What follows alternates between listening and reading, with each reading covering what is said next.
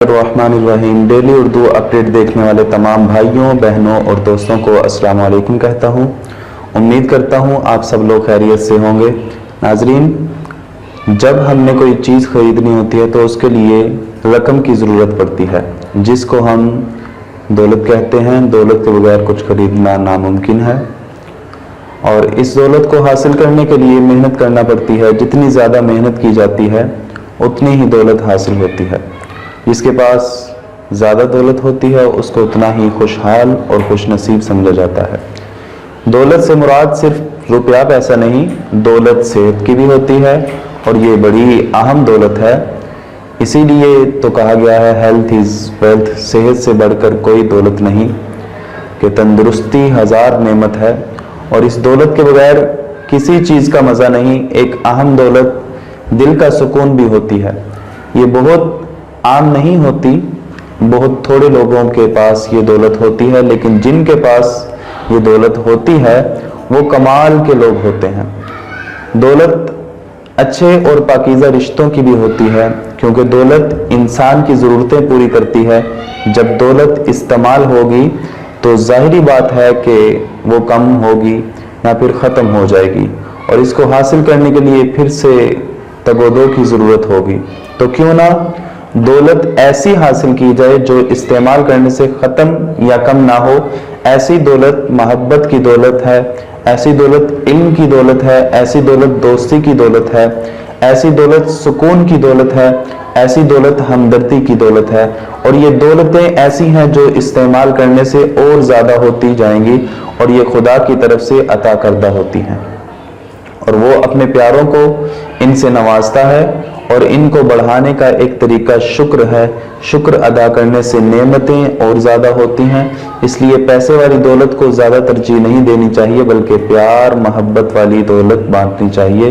ناظرین، اگر ساری کی ساری امت تجھے نفع پہنچانے کے لیے جمع ہو جائے تو اللہ تعالیٰ نے تیرے مقدر میں لکھا ہے اس کے علاوہ اور کوئی نفع تجھے نہیں پہنچا سکتے۔ اور اگر یہ سارے کے سارے اکٹھے ہو جائیں کہ تجھے نقصان پہنچا دیں تو تجھے کچھ بھی نقصان نہیں پہنچا سکیں گے، مگر جو اللہ سبحانہ و تعالیٰ نے تیرے مقدر میں لکھ دیا ہے۔ چلیں اپنے عمل کی طرف بڑھتے ہیں۔ ناظرین، آج جو عمل آپ کو بتانے جا رہے ہیں وہ ان کے لیے ہے جو گھر میں غربت ہونے کی وجہ سے بہت پریشان ہیں، اور وہ لوگ جن کو لگتا ہے کہ ان پر کسی نے جادو ٹونا کر دیا ہے، جس کی وجہ سے گھر میں رزق کی کمی ہو رہی ہے، یا کوئی بھی کام شروع کرتے ہیں تو کامیاب نہیں ہوتے، گھر میں پریشانیاں ہی پریشانیاں آتی جا رہی ہیں۔ یہ جادو ٹونا کون کرواتا ہے؟ آپ کے اپنے کرواتے ہیں جو آپ کو خوش نہیں دیکھ سکتے، جو آپ سے حسد رکھتے ہیں۔ ناظرین، کسی کو خوبیوں کو دیکھ کر، کسی کی خوبیوں کو دیکھ کر اپنے دل میں حسد جیسی خامی پیدا کر کے حاسد بننے سے بہتر ہے کہ جس خوبی پر حسد کیا جا رہا ہے اس خوبی کو اپنے اندر پیدا کر لیا جائے۔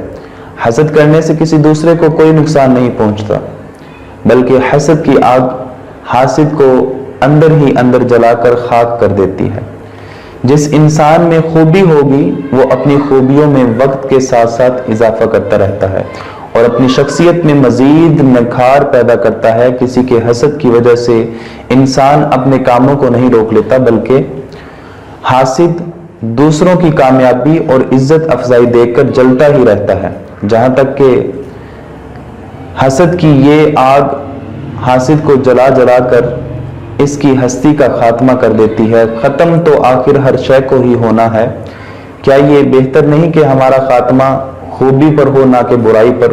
اس لیے حسد سے بچنا چاہیے اور دعا کرنی چاہیے کہ اللہ پاک آپ کو بھی زیادہ سے زیادہ کامیابیاں عطا فرمائے۔ ناظرین، ایک جگہ فرمایا گیا کہ انسان کے پاس اگر ایک پوری وادی سونے کی ہو تو وہ دوسری خواہش کرے گا کہ دوسری وادی بھی ہو، اگر دو وادیاں ہو جائیں تو وہ تیسری سونے کی وادی طلب کرے گا، اور بے شک انسان کا پیٹ صرف قبر کی مٹی ہی بھر سکتی ہے۔